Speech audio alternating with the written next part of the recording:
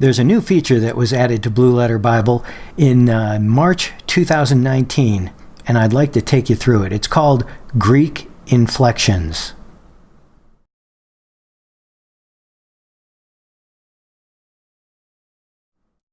Suppose we wanted to analyze John 1:17, which reads, "For the law was given through Moses, but grace and truth came through Jesus Christ." And we're particularly interested in the verb in that last part of the phrase, came through Jesus Christ. And we want to analyze that. Well, before Greek inflections, the best we could do, even with Blue Letter Bible, would be to click on John 1:17 and bring up the interlinear. And then we could scroll down and we could see that verb, came through Jesus Christ.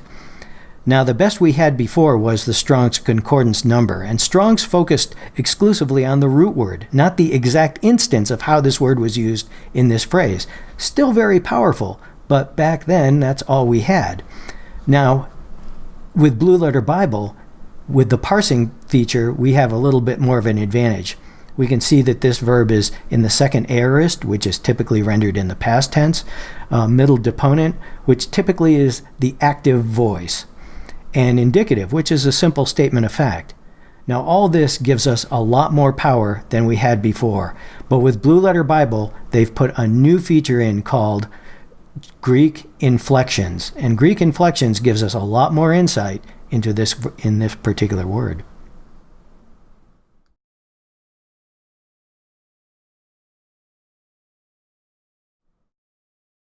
Inflections are variations of a word that add detail. Now, in English, we have inflections like they're typically suffixes.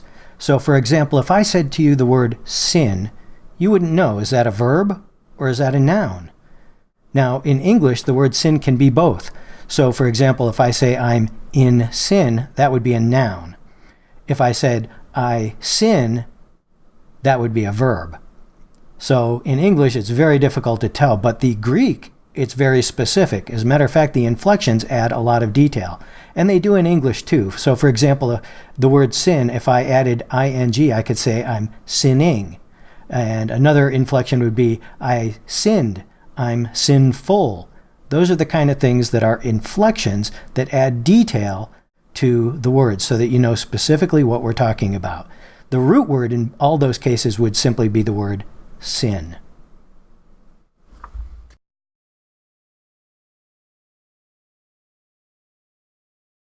So how do we use this new feature in Blue Letter Bible? You've probably noticed that John 1:17 is written here in the Greek. Now this is the exact way that it appears in the original Greek language.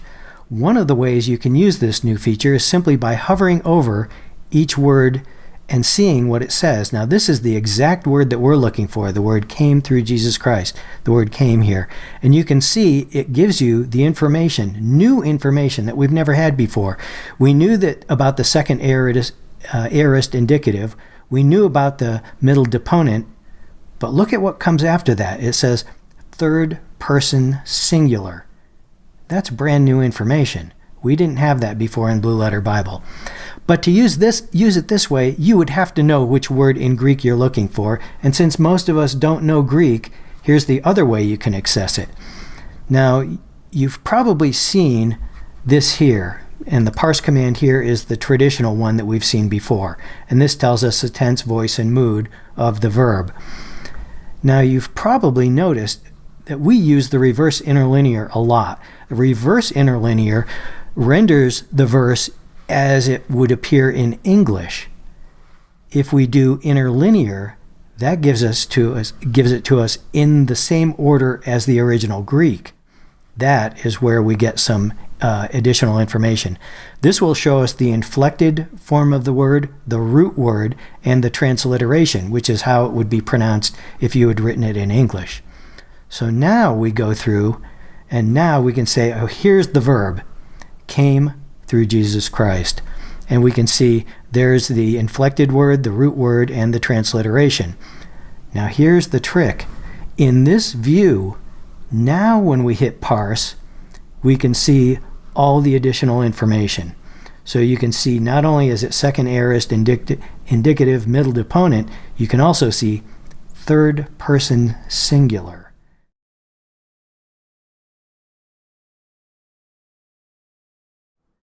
Verbs are action words, and they can be plural or singular, and they can have persons, first, second, and third persons. And this is the same in English or Greek. So let's go through this table. If you've never studied this before, this is a very interesting resource.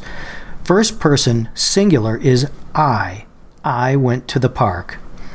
Second person singular would be you singular. You, an individual, went to the park. Third person singular would be he, she, or it went to the park. Now you can have plural first, second, and third persons as well.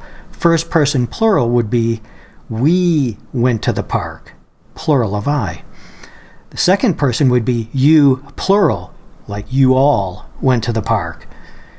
Third person plural would be they went to the park.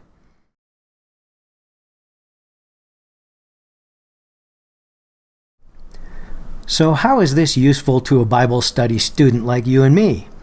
Well, it's very important. This word here, came, we want to take a look at that. We want to analyze that. Well, here's our first weapon. We take a look at the parse and read this carefully. It says third person singular, but it's talking about grace and truth came through Jesus Christ. Third person singular, it came. Grace and truth, singular, one thing. That's very interesting. You can't separate grace and truth. I've heard a lot of sermons where people say, well, there's grace, but then there's truth. Well, according to this, there is no distinction. They are one thing. Grace and truth came through Jesus Christ. And so that is the kind of value that this new feature brings in Blue Letter Bible.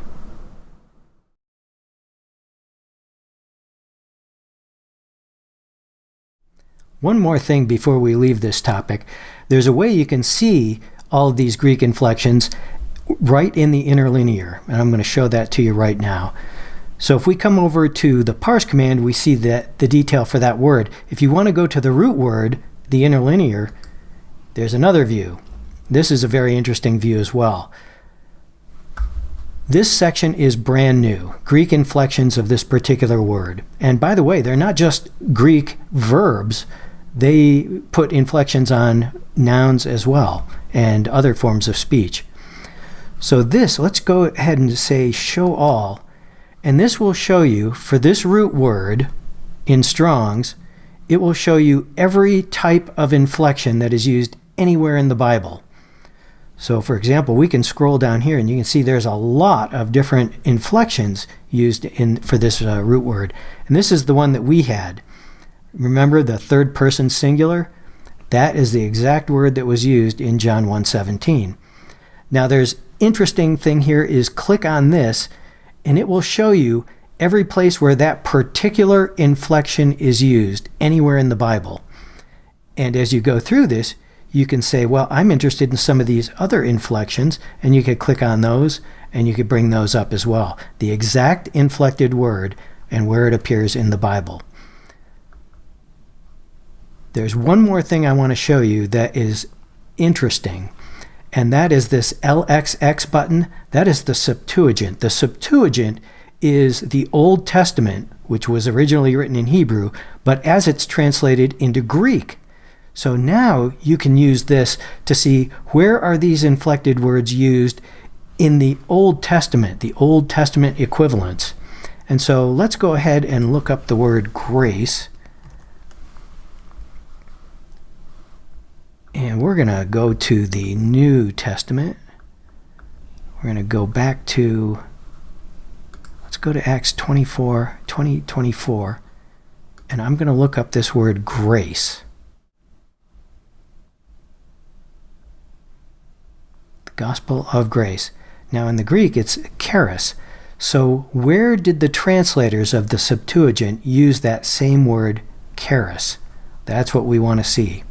So I'm going to bring this up. I'm going to go to the LXX, which is it's Roman numerals for 70. And the legend goes that there were 70 people that were part of the translation, so they honor them with the name. And now I can see where all of these different items, all of these different inflections are used in this Septuagint. Noah found grace, charis, favor, in the eyes of the Lord.